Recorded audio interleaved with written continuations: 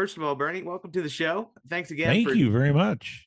thanks again for taking some time to talk with me.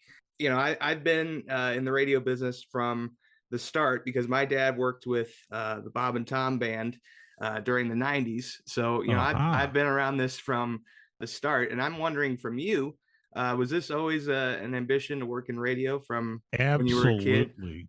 Oh Yeah. yeah. I before I was 10 years old, I wanted to be on the radio. So And, yes, it's been a lifelong thing for me. And people always said, don't put all your eggs in one basket, but I did anyway. was there a talent in the family? I mean, what did your parents do for work? My dad was a fireman. My mom was a teacher. Yeah. And so really neither one of those had anything to do with radio.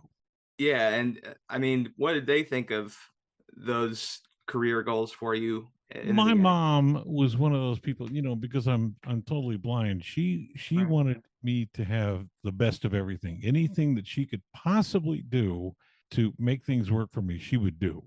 Um, my dad was more realistic. He wasn't sure that I should go into radio. Then, of course, after I did, and he came to my little retirement party, he said he was proud of me. So there you go. It Yeah. kind of worked out. So your parents got to see your success. Oh Uh, yeah. It's kind of one of those things where, a lot of times when you say I want to go into radio, people don't really know much about the inner workings of radio. So it's a right. different thing for them. Let me ask you, because I just don't know. It was before my time. How did society view people who were blind? I mean, what was the expectation of that group of people? Okay, well that's a fair question. In terms of my going into radio, there were people who were not going to support me. I mean, they just weren't. Right. There were radio people who said, no, you can't do this. But then I landed with some really good people who said, sure, you can do this. Absolutely. And if you can't, we'll just fire you. It's that simple. Yeah.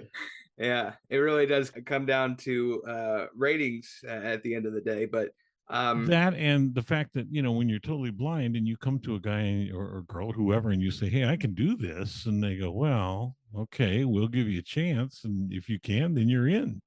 and as far as like a education, I mean, you started out at the Indiana School for the Blind, correct? And Right. just because Right. I've never visited the campus, I mean, it's like any other school. It is, but at that time we actually all stayed on campus all Okay. week. In other Yeah, I words, didn't know. I would go to school on a Sunday night or Monday morning and not come home till Friday. Oh, wow. Yeah, So you had to be away from your parents. That had to be an adjustment exactly. for you, Yeah, right? Yeah. yeah. I mean, I can remember I went to the University of Indianapolis to study radio and TV, and it was a daunting task to be away from my parents because I lived in Carmel and stayed home quite a bit. What was what was Yeah, I understand. what It's like yeah, I'm going off to school and I don't see my parents until Friday. It's uh-huh, just kind of crazy. right. And I mean, you ended up going to Ball State, correct, for your Yes, I college? did. Was it scary being in a remote place away from, I mean, were you near family in Muncie at any point? No, they Yeah. they live down here on the south side. And my parents would take me up, and this is the amazing thing. I would have a schedule of all my classes, Right. and my mother would take me around the campus to every one of those classes to show me how to get there. And then we would go back to my dorm, and I would take notes on everything she saw. And she was so dedicated; it was just amazing. Well, and you know, Indiana historically has not always been the most progressive when it comes to No, people with no, that's true. disabilities and stuff. What would you say now are the resources for people that are blind? I mean, are you comfortable navigating where you need to go? I mean, what needs to improve with that? It's interesting. I know that the bus service is okay here. It's not the greatest, but I don't usually need it because I have my wife and we go places together, and Yeah. I have family here, and they're very helpful with regard to that and things. So it's not quite the issue it might be for other people. I decided to take the foot pedals out of the equation when I learned to drive because of my cerebral palsy and drive with hand controls. Your wife is the one that is usually your transportation from point A to point B. Yeah, Correct. because I don't get to drive. Right, they right. don't they don't like blind people driving. They just don't. Well, the reason I think of it, man, you were the morning guy at B1057 for years. She had to get up Yeah, early I with you, was. right? You know, Oh, so she had to get up very early, and we're still married, and she still had to do that. Um and so I would get up at like 3:15 and take a shower and get ready to go, and then she would get up about 4, right, and we'd have breakfast, and then we before we left, we would go through the paper, because back then we got the paper. We had a great paper person, and she knew that I was on B105.7, and she made sure to get the paper there by 4:30. And so we would look through things in the paper, back when you could actually find information in the paper, and I took notes or whatever I needed to do, and then we left and went to work, and she came home. right. She did not stay. She Uh-huh. dropped me off and came home.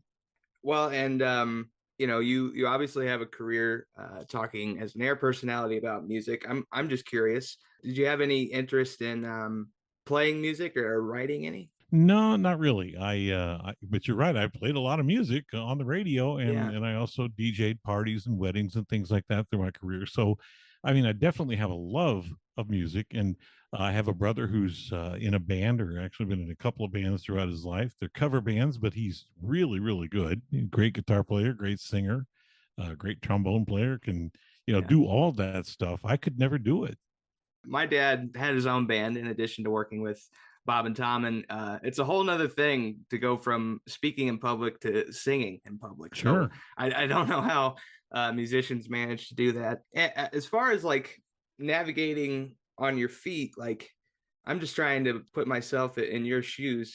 You basically use your ears as your eyes, right? I mean, what? Pretty much. Yeah, that's how Yeah. you do it. How Yeah. are? What are you listening to as you're walking along? Well, actually, what you use a lot of times are landmarks. And yeah, there are times when, if you walk past an opening, for instance, as you're walking along, and you know that opening is there, but you can kind of hear it. I know it's hard Right. to explain that, but it makes everything sound a little bit different. And so you can kind of know where that opening is because you hear it as you go by it. It's like when I was really young, we had a tandem bike, and we would ride this bike, and my mom would ride it with me, and she was always amazed because I could tell her when we passed a parked car, because it just sounded different, and Mm-hmm. she had no Right. idea that that was possible, but that's kind of what I did. There was a scene in the movie Ray. I don't know if you've seen it, but he's sitting there with his son getting ready for a trip to go play a concert. And there's stitchings in his socks and shirts so that he knows what color it is. I wanted to know if you had anything like that to be able to tell you what Well, color things are. fortunately now, my wife makes sure I don't look stupid when I go out in public. Right. Um, but as I was growing up, and I went to school for the blind and everything, my mom would make sure before I left for school that things matched, and we put things together in certain ways. And Yeah. everybody has their own little systems for those. But yeah, you can find something that works. Well, and I just, I'm thinking of when you're young and both in high school and college, you want to look good and be cool for Yeah, your friends, So, I know. And then in uh, college, I had to even do my own laundry. oh Lord, I still don't do my own laundry. Wow. See, I Um, had quarters and quarters and quarters. But you um, you mentioned you went to the University of Indianapolis, yeah, and in a weird kind of way, that's where I got my start.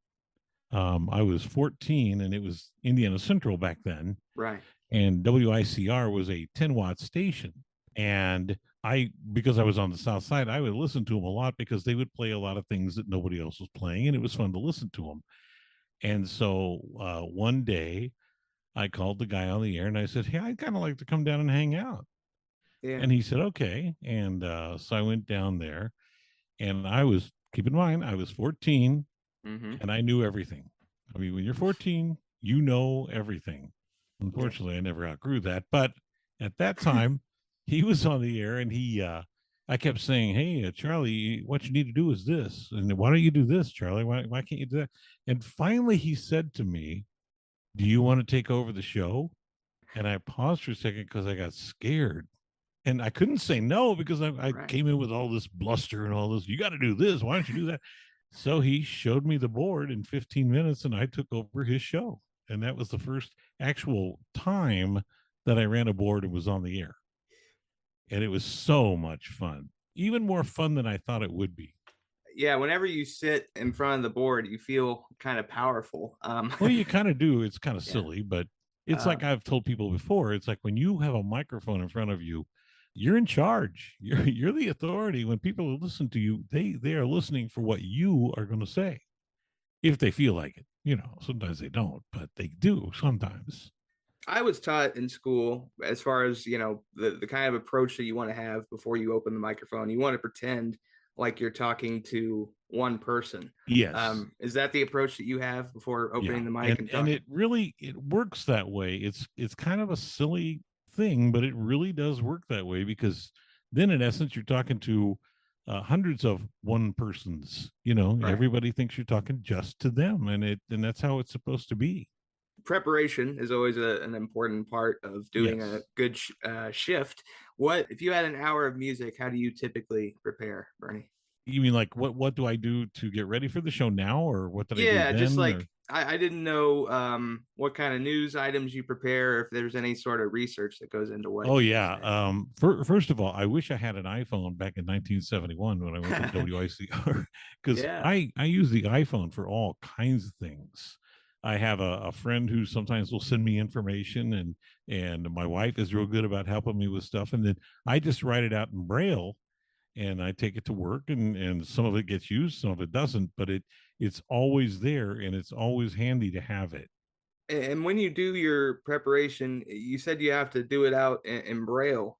Yeah, Are write it you out in Braille. are you essentially doing it twice because you have to write it out? I mean, I'm just wanting to make sure I understand. Okay, what Yeah. what happens is somebody will tell me something, they'll read me the information, Right. and I will either just copy it down what they're saying, or copy it down in my own words. Perfect. For instance, if my wife says, hey, here's a great story about Elton John, so she'll read it to me and I'll just take a few notes, Okay. and then when I'm on the air I can make those notes sound like I read the story. So that's how that works. Well, I was just thinking, early on in your radio days, we weren't dealing with computers. You were dealing with like reel to reel tapes where you had to Oh yeah, that's slice true. and Yeah. dice stuff, right? Yeah, yeah. I used to edit on reel to reel electronically. It was kind of neat because we had at Okay. WENS, especially, we had two reel to reel machines. So Yeah. I could take something from one and I could do a pretty good electronic edit to the other. I didn't trust myself to cut things up with tape. I was afraid to do that. So I Yeah. did it electronically, and I got to where I could hear it well enough that it worked. Well, and I'm thinking about when I would walk into the air studio. Everything in on the console kind of has its place, its location. Yes. Do you have a particular setup with what you want? It's kind of nice. I mean, especially now, because most of what I do is called voice tracking. In other words, I Right. go in and I record the show. And so my wife will take me in. She'll set me up on the particular day and time that I have to do, because that's something you can't do as a blind person. Unfortunately, you can do a lot of the stuff. I mean, I can do everything else after that, but I cannot set up the day and the Right. time. So she'll do that, and then she'll leave and maybe go read or whatever she wants to do, or of course she's got to wait for me, but Hmm. then I can actually do it. I can advance everything, I can go to the next track and all that stuff. So that works pretty well. Well, I'm just curious because I wore leg braces growing up, and it took longer to put on my shoes. Is there anything that the average person takes for granted that takes you longer to do? Show prep, as you were talking Yeah, about yeah, earlier, just takes that. me a lot longer to do, because and even like writing out a music log, I have to write out the music log so I know what's coming up. Or back in the old days I had to write out commercial logs, and I always thought nobody else has to do this, but it didn't bother me because it was like, I'm on the radio, I don't care, I'm loving this. I mean, Right. when I finally landed on the radio, and then I ended up on WENS doing afternoons, and then B105.7 doing mornings and all that, I would like walk around the control room sometimes and I would think, wow, this is my room right now, nobody else can have this room right now, and lots of people would like to, when I got lucky enough to get here. Well, and an unusual part of doing radio is that you're in the room by yourself. Did that appeal to you as far as being able to isolate yourself and sort of be, I never you know, really thought about it that much. I mean, it was fine. It was great to be on the radio, whether it was by myself or whether there were people around. It didn't, but yeah, I mean, I was certainly okay being alone in a studio. we make the joke that like air personalities try to appeal to as many as they can, but sometimes they're not the most personal in real life because they just want to concentrate on what they're doing in studio. I guess That is that's all I'm so saying. true. I mean, a lot of people are different off the air than they are on the air. They're just, some people are very shy, Yeah. and then when they get on the air, they just they flip a switch and they go nuts. It's great. It's amazing how people can do that.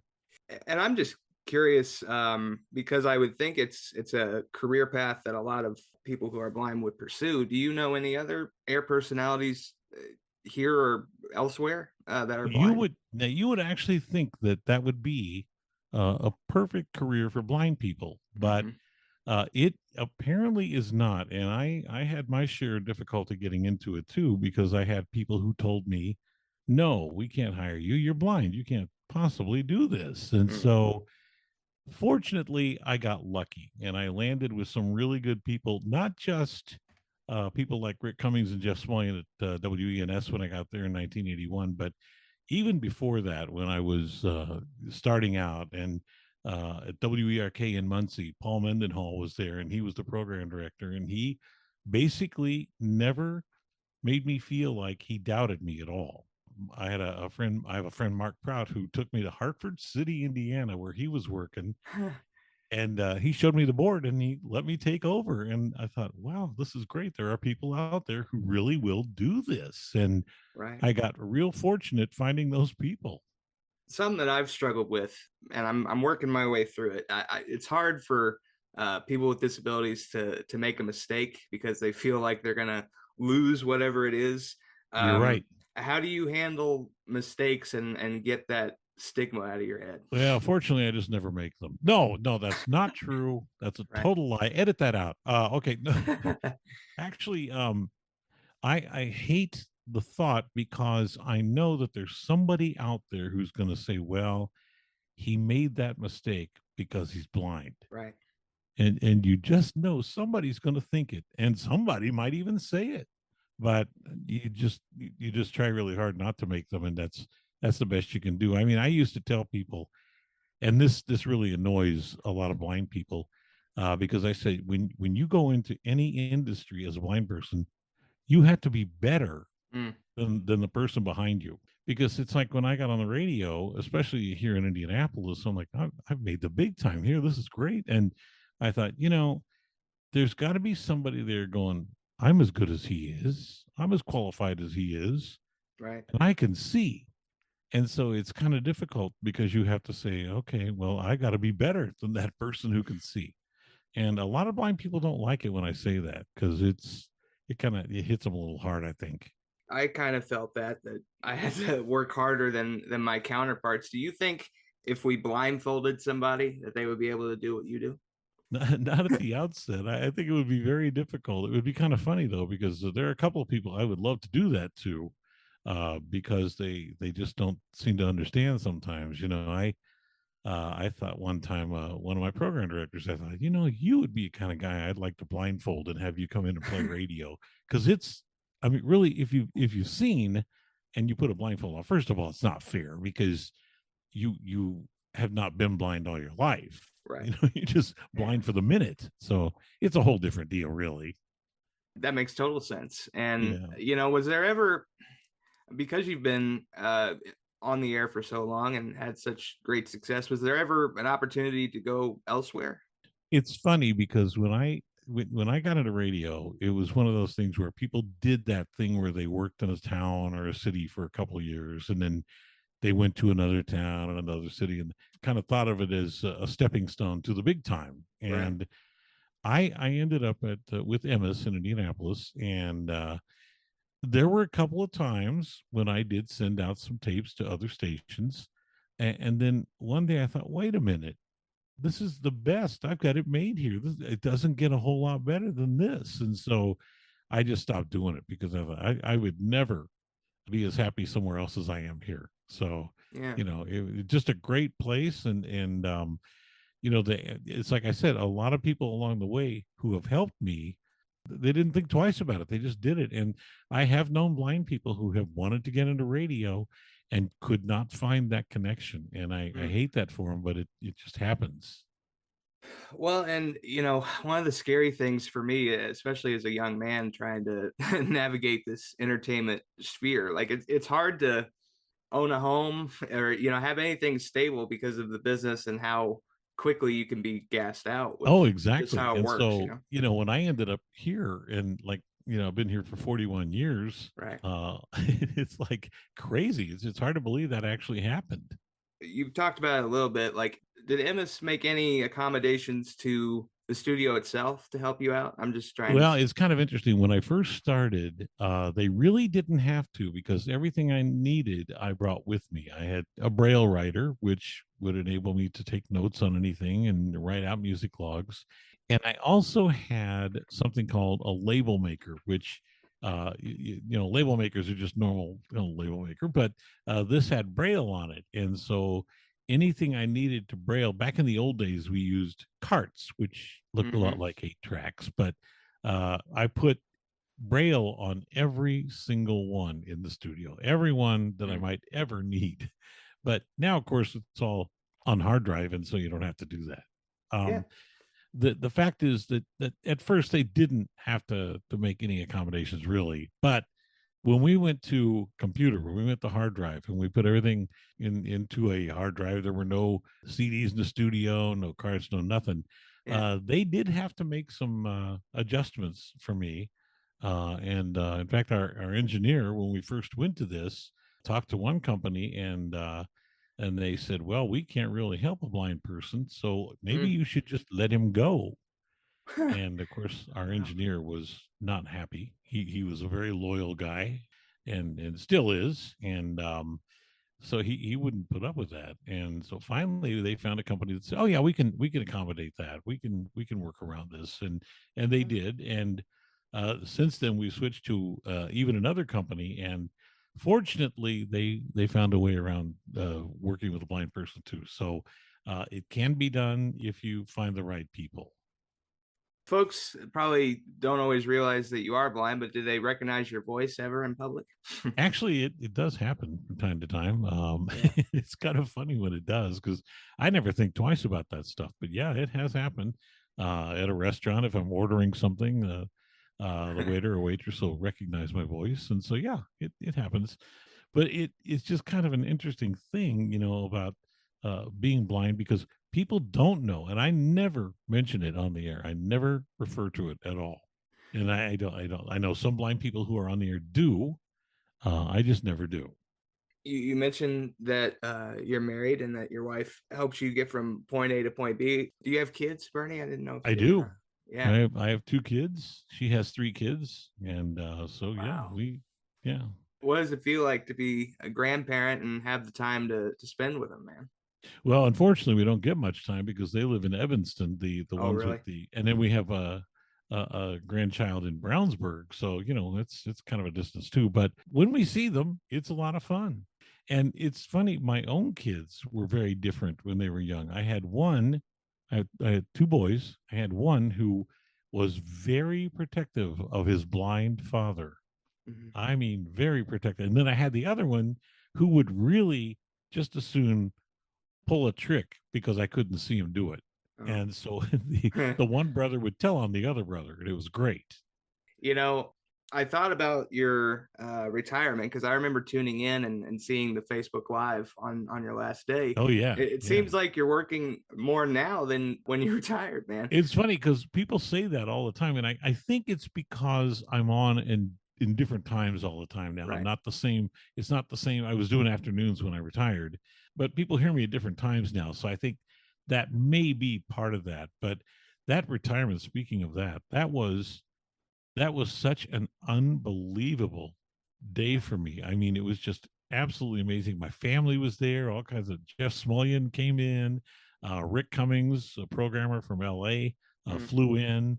It was incredible. And it's just one of the, like, my parents had never seen the studio mm. until that day. So it was a lot of fun to do that show.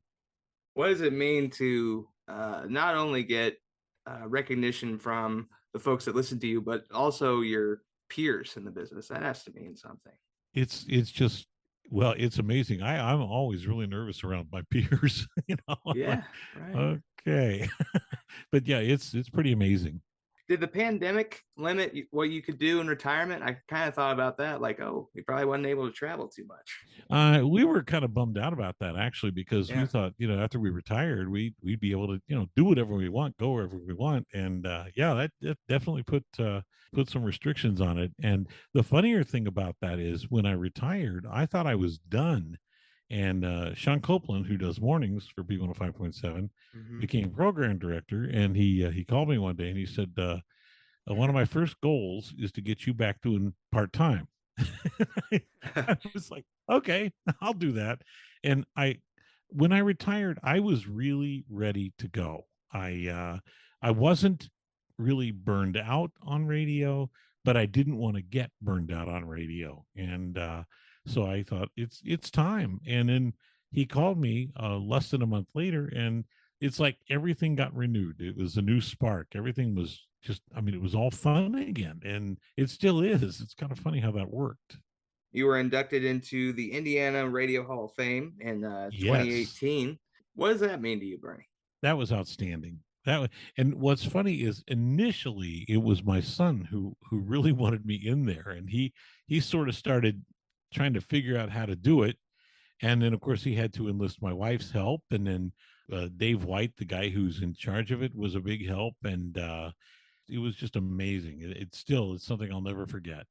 What is the nomination process for that? It's difficult. It's Yeah. because sometimes I think I'd like to nominate somebody to be in the Hall of Fame, and I don't know. There's a lot that goes into it. You got to get old pictures, and you've got to get audio, and you've got to have all your stats just right, and it's hard. It's difficult to get it done, but when you can, it's really worth it. I don't know if you know the minutia of it. I mean, is it ultimately a board that decides on who gets in? I mean, I just don't know. Yeah, I mean, Yeah. they could say no, we don't want Bernie Eagan in the Hall of Fame. Or they could say, okay, you're in, and I mean, I think by the time somebody is to that level, odds are pretty good they're going to get in, because Right. everybody in the room would know them. They would know who they are, at least have heard them or seen them or whatever, whether it's TV or radio or whatever. And so I think, based on that, it's almost a no-brainer. If you're nominated and somebody comes across with all the information they need, you're probably going to get in. And not that this was your goal at any point, but I feel like getting into the Hall of Fame, the Indiana Radio Hall of Fame, certainly silences any doubters that you may have had. Was there ever that sense of, I proved myself, look where I'm at, you know? I never really thought about that. I just thought that was just a very cool thing that happened to me. I think that the doubters, I think that came along as I went through radio all the way. Hmm. There's a blind guy who works in Dallas, and he and I were friends. We knew each other because he went to school for the blind. He said, Bernie, you do not know how much you did for other blind people. You didn't just open the door for blind people, you knocked the door down. Mm. And so I thought, wow, you don't get a whole lot better than that. If you can do that for somebody, that's great. Well, and we've had a tumultuous couple of years in this Yes. country. How important is music to the healing of what's going on in the world, and to you personally, Bernie? I hate to say, but I don't like a lot of the new music. You I know, never thought it would come to that for me. I used to, when I was younger, I would watch American Bandstand and all these shows, and I thought, man, I want to be a DJ, and I'm going to like all this music all the way through my life until I die. Well, that didn't happen. It kind of started fading away in the late '90s, I think, for me. do you listen to any air personalities, and what do you listen for? I listen to a lot of people. Especially I try to listen to people who I work with so that I know what they're talking about. But yeah, I mean, growing up, I listened to a lot of people, and in fact, some of the people who helped me along the way were people I listened to before I got, in. Like for instance, at WENS, a guy named Scott Wheeler works there or worked there, and he worked all over Indianapolis years before that, and I used to listen to him all the time. Rick Cummings, same thing. Then of course you get people like Buster Bodine on WNAP or Chris Connor or any of those people, Right. and you listen to them as you're growing up, and you love what you're hearing, and it just sounds like so much fun. You got to Right. do it. That's kind of what it comes down to. Yeah, man. I think I don't know if you've heard the quote from Letterman, but he said that the entertainment industry is just high school with money. That's what it is. Yeah, So it's pretty much true. Yeah, yeah. um radio has changed quite a bit Oh since you yeah, started. yeah. Where do you see radio going in the coming years? Well, that's a good question. I was afraid you were going to ask that. Because I don't know. And people always say, well, radio is not keeping up with the times. Radio's dragging their feet. And I'm not sure that they have a choice. When I did mornings on B105.7, I the first thing I did when I got on the air is I felt like I need to make sure people know what's happening. And of course, I Right. had a news person. Kelly Vaughn was my last news person, and we would talk together about things going on. She would do news, but I would do the other stuff. And it's like, okay, here's what you can expect weather-wise today, and here's this. We had traffic people, Hmm. to let people know what's going on there. And I would talk, human interest stuff around town and all that kind of stuff. But now, unfortunately, when I first get up in the morning, the first thing I do is go for my phone. I don't turn the radio on right away. And so it's a different world, and it happened very quickly.